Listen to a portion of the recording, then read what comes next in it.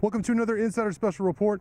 We're here at Texas Tech, right here in front of the practice fields, right by the SPC here. Mighty Joe, how you doing? Doing good, man. All things considered. How about you? Good.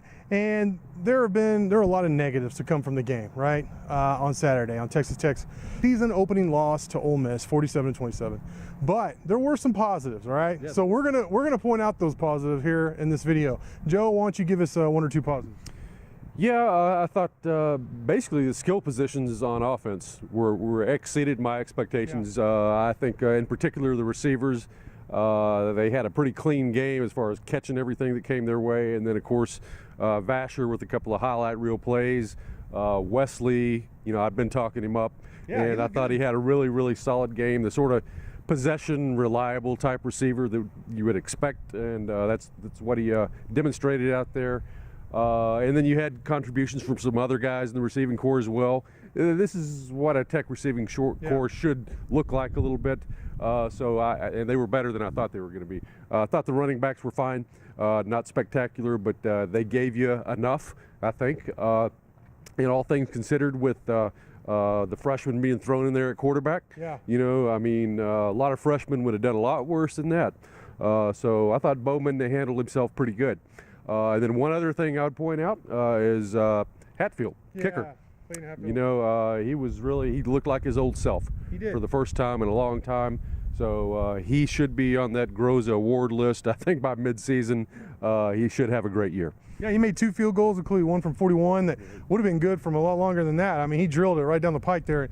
And then he had 3 of his 6 kickoffs were touchbacks. So obviously one of them was returned. That's not good, but that's not necessarily his fault. So yeah, Hatfield played great. Now there aren't a lot of bright spots on defense. I'm not going to pretend like there were, but I do want to point out a couple. I thought Broderick Washington, your junior defensive tackle, made some plays. I'm not saying the whole game that he was rock solid, but he did come up with a big sack that led to one of Ole Miss's punts. And then he also contributed 2 of your 3 quarterback hurries. So Broderick was at least, holding his own.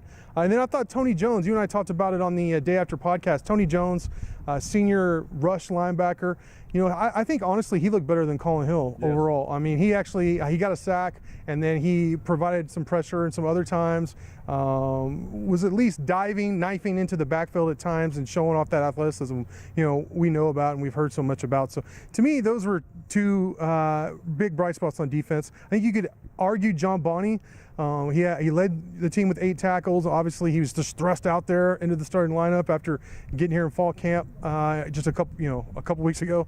And then he also forced that fumble, so he made some good plays. He also missed whipped on some tackles that led to some big plays, but he was put in some bad spots, Mike Joe. Yeah, that's right. Honestly, just before season kicked off, there was an interview session with Coach Kingsbury, and somebody asked him, well, have you got a role for John Bonney? And he goes, oh yeah, we've got a role. And at that point, I said, okay, he's going to play a lot. I mean, so it wasn't a complete shock that he jumped in there and started. All things considered, he acquitted himself pretty well, I thought. Absolutely. All right, well, Texas Tech will look to get back on track against Lamar, 3 p.m. Saturday in the home opener. Mighty Joe, great stuff from you as always. Thank you all for watching, and until next time.